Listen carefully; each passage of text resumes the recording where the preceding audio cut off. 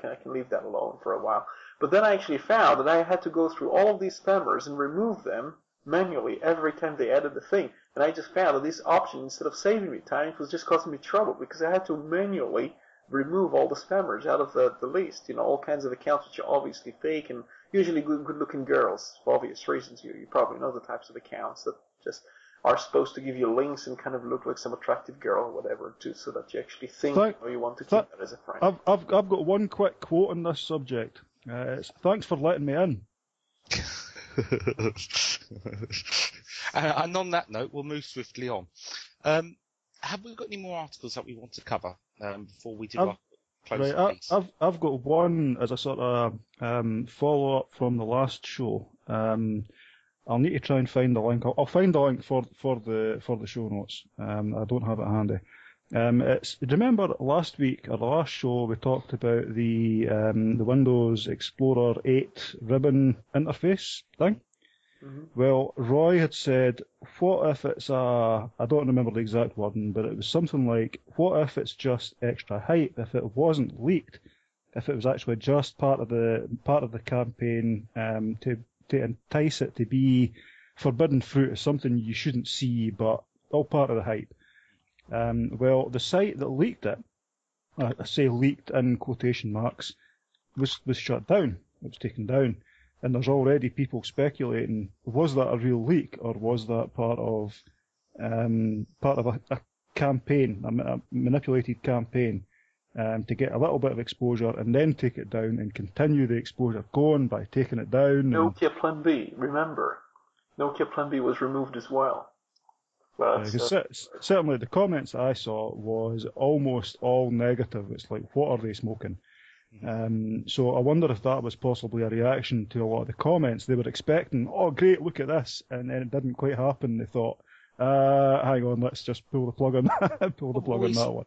We saw a similar failed campaign, I think, with when Firefox had its new release, and there was tweets on it. Didn't Microsoft pay for an injection into the group with an advert for Internet Explorer? I could be wrong. Yeah, they also paid Reddit to advertise Internet Explorer at the time. I was pretty surprised that the technical people there weren't so angry about it, because they were supposed to be a site that's kind of internet friendly, and here they are kind of promoting something that's historically very internet hostile. But yeah, yes. One thing I was going to mention before, since you mentioned an account pretending to be a Microsoft legal. Actually, that's quite an oxymoron in itself, Microsoft legal, but that's another story.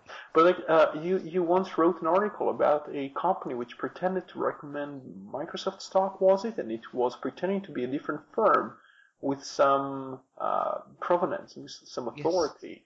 Yes. And I don't really remember what happened with that. You've put me on the spot now, because you just reminded me about the article. I'm going to have to search that on my site and get the article up, because I can't remember the name of the firm. But yeah, what it was a firm which, for all intents and purposes, had no connection with Microsoft at all, was sending out pro-Microsoft tweets and promoting Microsoft stock, etc., etc. Now, I challenged this and never got a response from the Twitter account.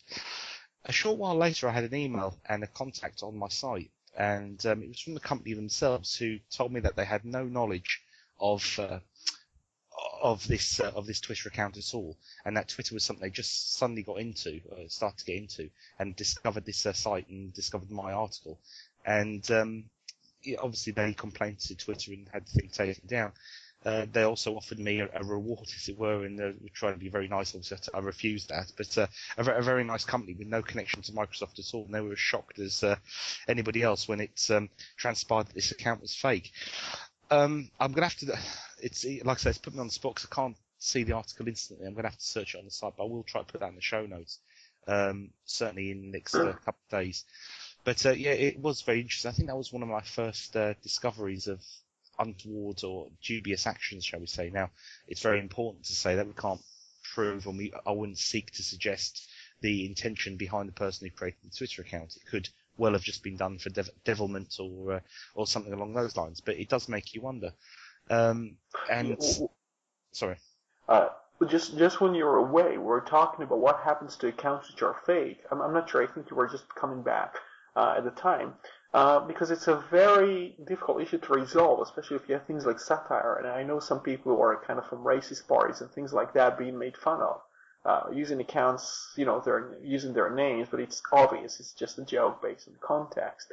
But then you have things like defamation type of accounts. I mean, well, one thing I did have is my site TechBytes. One person picked the name in Identica because it wasn't reserved and was post things which are supposedly for myself, but they aren't for myself.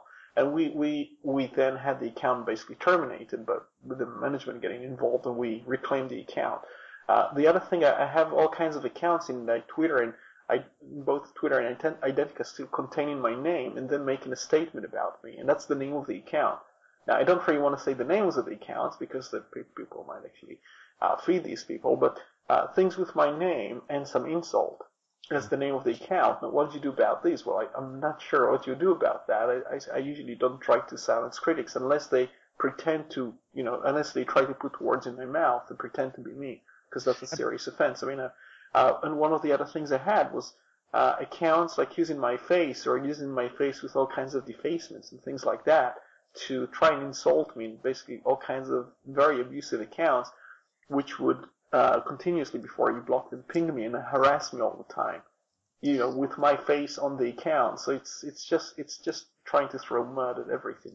For the people that listen to this show that maybe don't look that deeply into Twitter, or maybe are just on the periphery when reading articles on the net, it's often the picture that certain dubious people would like to paint would be that this is all paranoia, and it's certainly not. It's something that you can check out for yourselves. In fact, it's something you can experience yourself just by writing about a subject which creates animosity with one of these dubious individuals who sits behind a computer screen, hiding behind an imitation of a legitimate user, and it's not paranoia.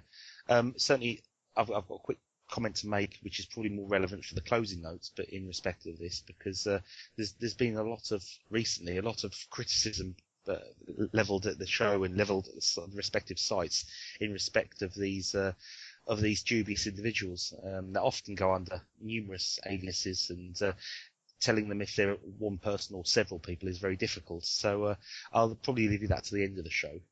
Know what they are? They're US military testers testing that HB Gary software. That's what it is. It's one private somewhere in a little office, somewhere on an airbase, just tapping away into a keyboard, and it's lots of different identities. That's what it is. It's a beta tester. I've often said it's certainly I've been the subject of attacks. I'm sure Gordon has, and Roy definitely has. But it would probably be an easier pill to swallow if it did transpire that these dubious individuals were getting some sort of financial reward for doing what they do. Now, we'll probably never be able to prove that. I found about a week ago. Okay, I'm trying not to name individuals here, just to be on the safe side. A week ago, when I was in a friend's house, we were going through he decided to look up my name and things like that on Google. And what he found was one site where he saw very defamatory claims. And he says, what the hell? How does this person do that? And then look at the name and say, that's a Novell employee. And they really ought to be careful, because, these are people obviously with financial agenda. I mean, they receive money from Novell. Actually, you could say Novell receives money from Microsoft too, and so do some of the people.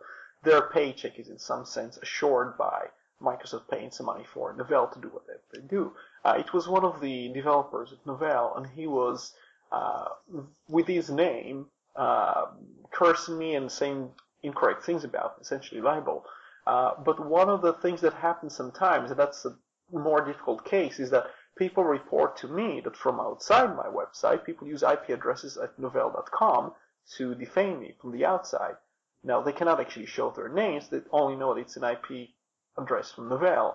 And I caught this before. They used to do this in my site. When I look at the IP address and I say, hold on a second, these people actually do this at work. They do it on their computers in Novell, attacking me personally on my site, on articles that are to do with Novell. And they use fake names. I could give you examples of the fake names, but it's not very pleasant sounding names.